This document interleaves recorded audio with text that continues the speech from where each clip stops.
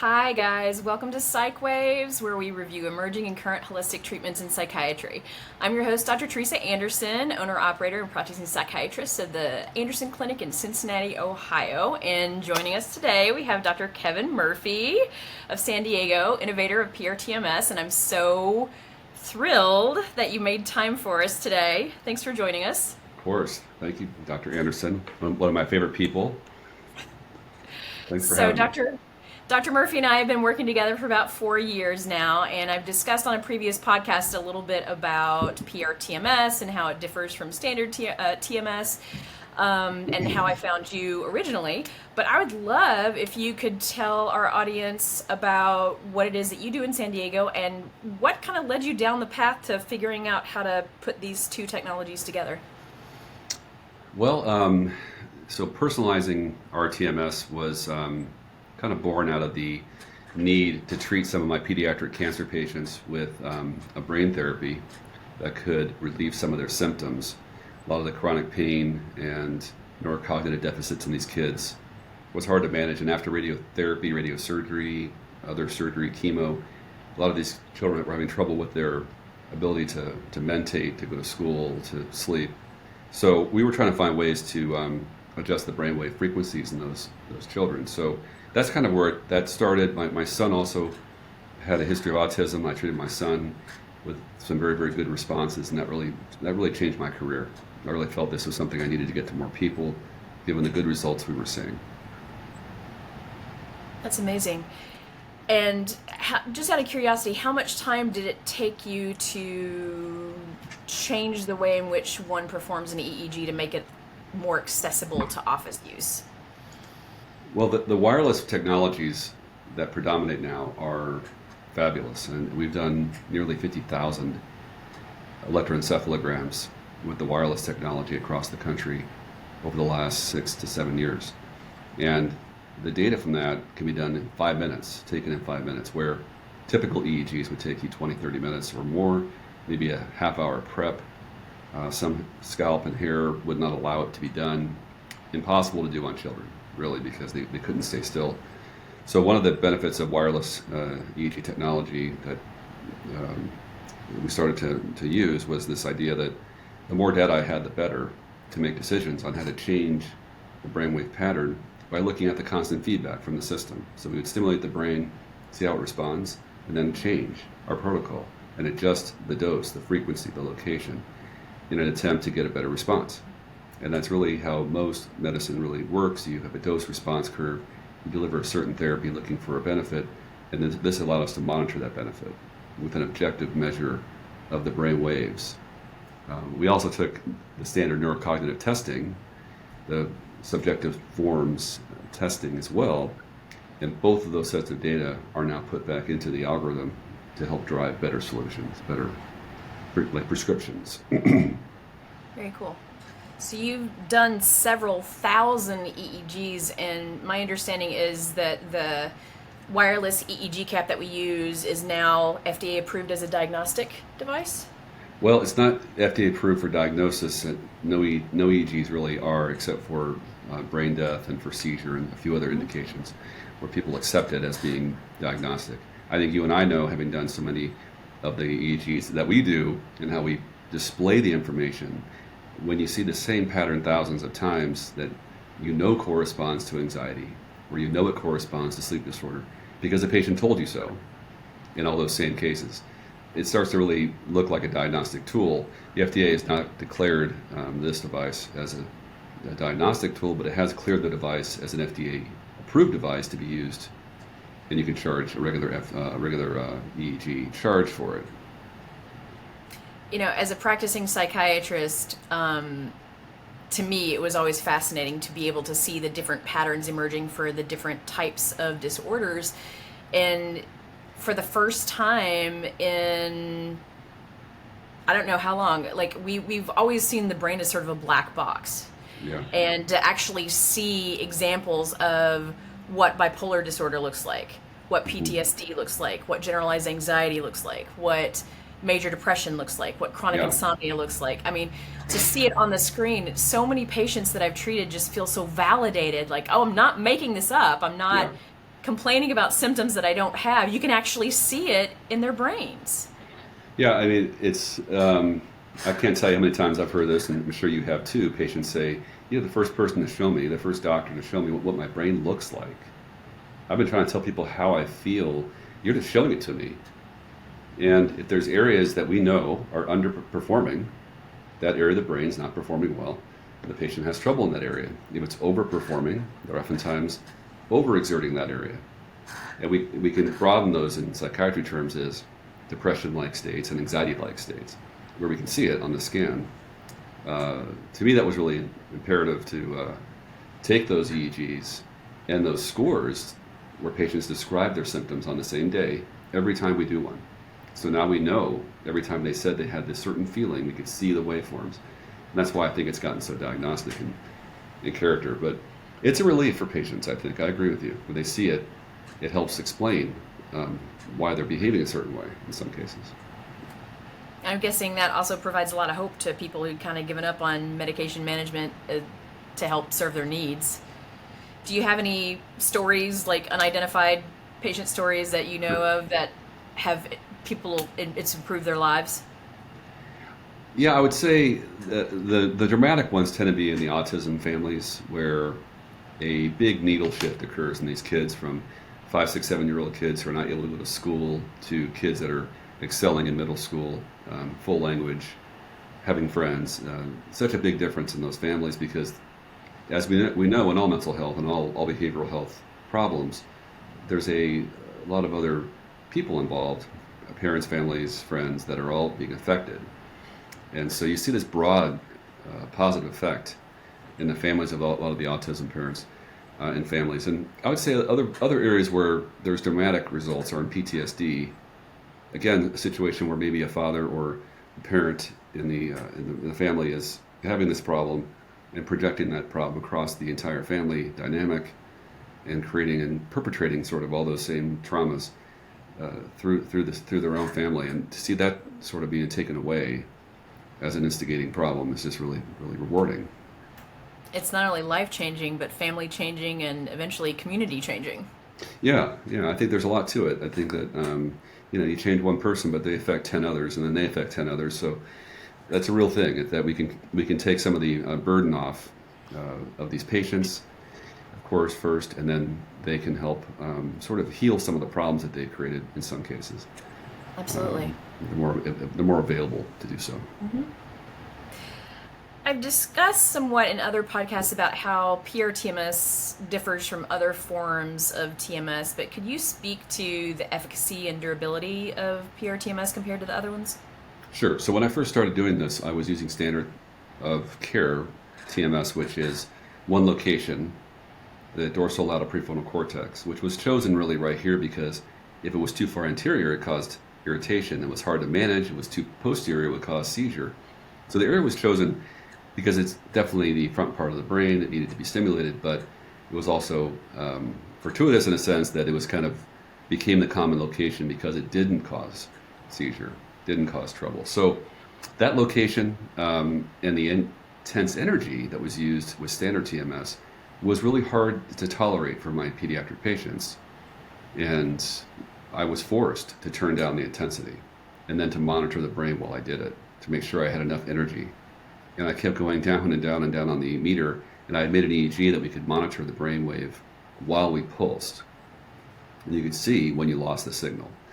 And it was much lower, almost in some cases a logarithm lower than standard stimulation techniques. So that allowed me then to move the magnetic field in multiple locations. And I think that was really the game changer because the low energy intensity means it's more tolerable, but it also means you can treat areas that are otherwise off limits, like the motor sensory strip and Broca's and Wernicke's speech cortices. These are areas that would have been impossible to treat. So when we first started doing this and people heard we're treating those regions, they said, oh, you can't do that, it's going to cause a problem. I said, not at a tenth of the intensity. You can't feel it. And that was, I think, what part of the game changing was having multiple locations, low intensity, and then using constant EEGs to monitor your progress and to make adjustments. Because as you treat the brain, it changes. Mm-hmm. So you can't just start with one protocol, one prescription, and treat for 6 or 8 weeks. every week we want to know, what's the brain doing now? How's it responding to the last 5 days of stimulation? And then we adjust that protocol. How long do you see the effects last for most people? Or does it depend on Yeah, the yes, about duration too. percent? So one of the issues with duration, with standard TMS that I saw, was you would get a response. Patients would have a temporary improvement, maybe improvement in sleep and depression, largely due to probably a biological um, serotonin or dopamine flush that was occurring by the shock that was happening in the brain. But it wasn't lasting. And 3 months would go by, 4 months, and I was seeing the same patients back saying, kind of back to where I started from. And what I was trying to do was find a way to improve that durability. And part of the personalization is aimed at durability. Can we move the system faster to a correct position and then keep it there longer and let it decay less once we get there? And the way we do that is by using resonance and using the brain's own frequency. And I like to tell patients that we're not changing your brain to a new frequency. When you go to your calmest location, you're making a wave. You're making a frequency. And we're going to measure it for you, tell you what your particular frequency is. And we're all different. And then we're going to give you more of it. We're going to amplify the good wave that you're making. And that resonant idea, it's like a kid on a swing. Once they're in full oscillation, you can just tap their back and keep them there with very little energy. And that's the beauty of physics and resonance. Oscillatory systems will stay in motion if they're given the right, correct frequency. So a lot of our effort's made on picking the right frequencies, adjusting those frequencies. I love too that when we treat patients and we see them get a coherent, solid alpha wave, we call it baby shark, just to give the patients a visual for it, right? When we treat to a coherent alpha wave, that's a thermodynamically stable state. So it's actually, the brain is taking less energy to maintain a state of health and wellness and low symptom profile than it was when it was scattered all over the place, which is just awesome. Yeah, I like that description, because what we're doing is we're finding a efficient state when the brain's at rest, and we're magnifying that state. That's the same state you go to when you practice being efficient at rest, like meditation or prayer or being in the zone if you're an athlete. You go to these places where the brain's in a very stable position. The nice thing about stable brain states like that is they respond to stimuli much more efficiently and effectively. They can handle what we call perturbations. Like a concussion can be hit on that very clear brain and it'll bounce back to its original form. But if I see a lot of noise in those brains and they have a trauma like a concussion, that brain's much more likely to fall offline and have trouble. So it's not only a efficient state, a resiliency state, it's preventative in some certain cases for further injury. And a lot of the athletes we work with, we try and explain this to them. We can take whatever you're doing right now and tighten that wave up and increase your durability and resilience to things like concussion. So how would patients go about getting the most out of their treatment? You mentioned prayer and meditation. What else? Yeah, those are other ways that we can do it by volition, by effort, trying to calm the mind, reduce the noise in the system. If you think of your brain as being a radio, there's a signal and there's noise. There's static and there's clarity. And so we're looking for clarity. And I want each area of the brain to be clear, and I want each area of the brain on the same channel, on the same walkie-talkie station. So that's what we're aiming for, is looking for a tight, coherent pattern, we call that. We don't always get patients to a fully perfect position, but we can remove a lot of the noise. And sometimes it's just the noise reduction that can create improvement. So in some of our PTSD patients, there's quite a bit of noise, both hot and low, or low and high energy noise, slow and too fast. And if we could just take out the noise and not even make a nice wave, they feel better. It's like a marching band having the band members that are on the sideline playing the wrong song, just quiet them down so we can hear the band. That's kind of what we're talking about in some cases. Ideally, you get both. You get the waves lining up in the middle of the field, marching in place, and their legs are in perfect cadence. And that's what we're looking for. More signal, less noise. As a former band geek, I appreciate that metaphor. A little band name for you there. So, yeah, that's kind of I like this analogy I commonly use because I think everyone can look and watch a marching band legs be in cadence and think how intricately timed that has to be. And then if one person's off or they are off by half a step, it looks terrible. Or it doesn't look like the same. It doesn't have that same pattern. So that's what we're looking at in the brain. A radio dial turned barely off center line, you lose signal. So it doesn't take much to have your system start to create a noisy pattern. And sometimes it takes very little to fix that. Sometimes it takes weeks or months to fix a wave pattern that's been established for a long time.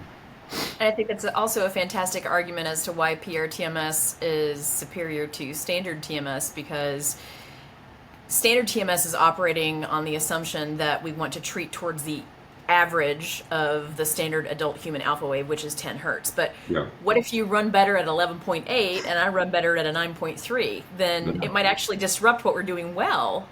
True. We're kind of true. reinventing the wheel, you know? Yeah, in a standard fashion, 10 will be correct for about a third of the population. They'll be within 0.2 of a hertz of 10. So they'll get benefit from the standard TMS. Which is about their efficacy. The 30% is about their rate of efficacy, right? That's about what we see, about a 30% response, and likely because you're finding a population that falls within that range.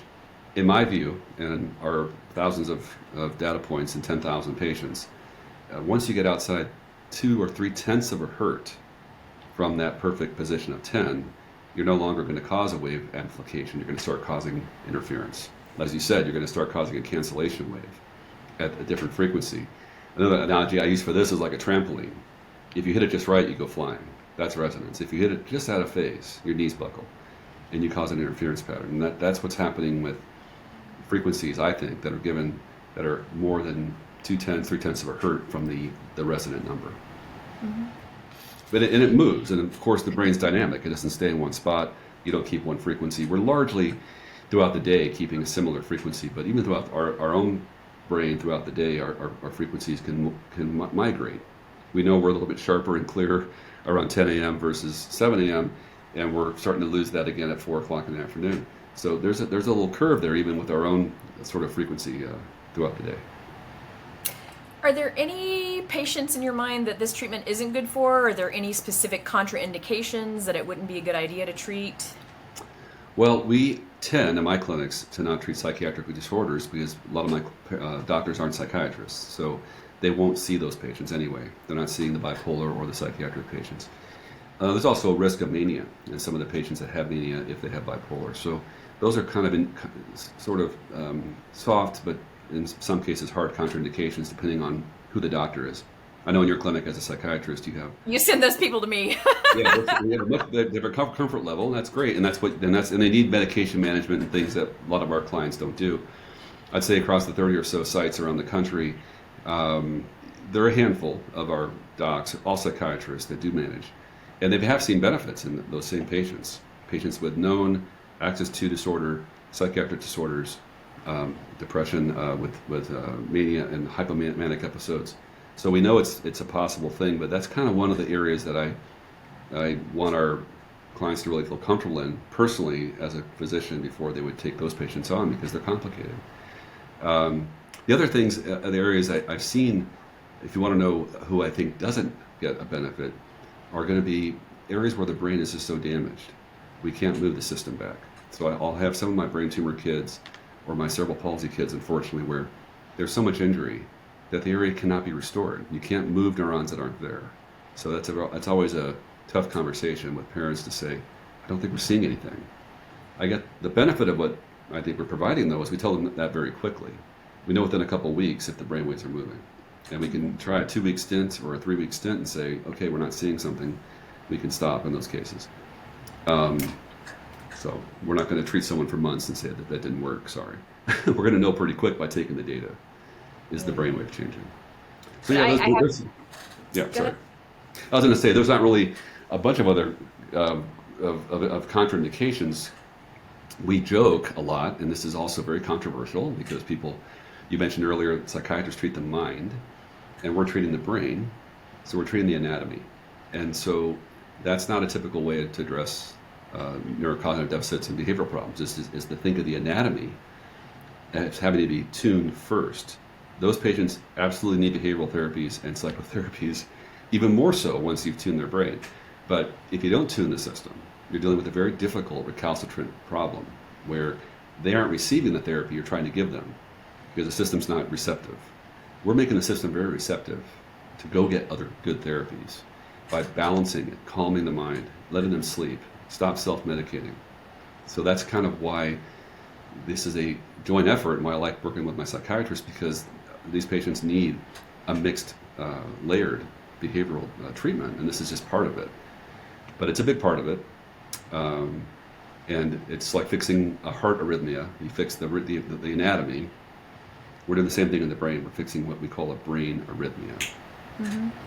So this is lovely to have in my back pocket because as a standard psychiatric clinic, we obviously offer therapy and medication management, but we also offer ketamine infusions. And so there are some folks who are on heavy doses of central nervous system depressants that just aren't appropriate for ketamine, and one option is Pr-TMS and being able to do that regardless of what medications they're on. So it's lovely to have that option in our folks who are really wanting to feel better but can't get off some of those medications. And some of those they can, but things like for seizure, for instance, if somebody's on a really heavy dose of Lamictal, that isn't usually a great option for ketamine, or if somebody's on a heavy dose of opioids for chronic back pain. Well, I think even showing just to reduce some of those medications in some cases. We see a lot of patients go off their medications. We had a group of veterans who went off their opioids, and I was called by a DoD facility saying, "What are you doing?" And I'm like, "Oh, I'm just treating veterans." "No, they're going off their opioids. What are you doing?" I said, "Oh, well, we're just balancing their brainwave pattern." That wasn't an intention. So in some cases, I think a reduction is necessary. Some of these patients come in on 3 different tranquilizers. Trazodone, Seroquel, and Ambien. They're taking all 3. It's like, how are you awake and able to open your eyes? So we want to get some of those things either taken off or taken down. And the beauty is being able to do that and make them feel better. So if you can take off sleep aids and they sleep better, that's sort of a win-win. So yeah, I think most of the population is looking for a panacea. You know, they're looking for something that's going to have a Harry Potter magic wand and just cure it all instantaneously. And I try to help folks adjust their expectations in terms of, you know, it may be that we can streamline your medication regimen, but not necessarily take you off everything and you're just coasting, right? So and fair enough. And this is it's not really anti-pharmacology to suggest that we manage the pharmacology differently or better. You can do so when the brain's electrically stable. It requires less of a push from either a stimulant or a suppressant, and that's what we're doing. We're making the need or the self-medication need go down because electrically we're making the system more stable. That's fantastic. So this is a pretty revolutionary treatment, and most people who I discuss it with kind of look at me like I have 3 heads or I'm practicing some version of voodoo. I have to ask, how has this been received in other medical specialties when you discuss this and the rates of efficacy and especially in things like, you know, concussion? I mean, previously neurologists would say, well, rest and don't do the activity that you're doing that causes concussion and no video games. But outside of that, time was the only curative, and maybe not even then. Well, it's interesting, as we mentioned earlier, most of medicine is very specialized now, and doctors are trained to really focus on their one area of interest, let's say cerebral palsy or autism or concussion injury. They're different doctors, different training, different sort of goals. When you say I'm treating all those patients, because heads are turning sideways like, well, you can't do that. I mean, same method for all these different phenotypes. Clearly there's something wrong with what you're doing. It can't be real. You're selling snake oil, obviously. Yeah, I mean, I've had that said, well, it must be, and I said, well, you know what, they all have a brain. So we're not treating those disorders per se. We're treating what is common amongst all those patients. They have a brain that functions just like you and my brain do. There's a very high homology between how your brain and my brain physically works, just like your heart and my heart. The anatomy has to be looked at as an important thing in mental health. You have to fix the anatomy if it's disruptive, just like you fix the heart if it's not beating correctly. So that's where I think when I get in these conversations with various groups that are very, very focused on their field of interest, and they think, Dr. Murphy, you were out of your lane. You're out of your lane. You're treating autism. You're a radiation oncologist. My gosh. And I just say, I'm treating their brain. And it just so happens the symptoms of autism are maybe be resolving here, but it's because I'm treating their brain with a similar sort of idea that I treat my DoD veterans with. So again, it's I've had that though. You've had the same thing, I'm sure, when people see the variety of things, and you just say, "No, I'm just a brain doctor." I think one of the most helpful things that, and so for those of you who don't know, I trained with Dr. Murphy in San Diego, and then his satellite office in Indiana, and then his team came to me to help our crew train and learn how to do everything and get our setup up and going, flow and whatnot.